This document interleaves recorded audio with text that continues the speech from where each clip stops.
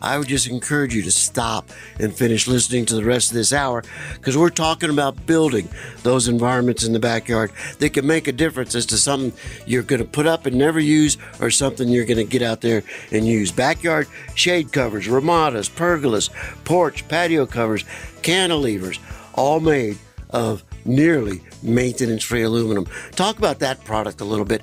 We're not talking about aluminum the thickness of a downspout. Absolutely not. We're talking about some pretty bulky stuff. For sure.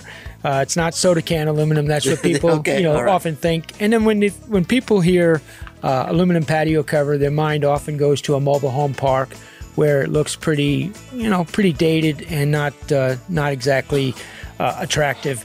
But the products we use are called Weatherwood or Lumawood, and they're all components that are made with a roll-formed aluminum, and they have a cedar embossed texture to look like wood. Comes in about 8 or 9 different colors depending on the vendor, and it looks like wood. We've built these structures and had neighbors say, "Wow, you guys built that fast, and it's already painted."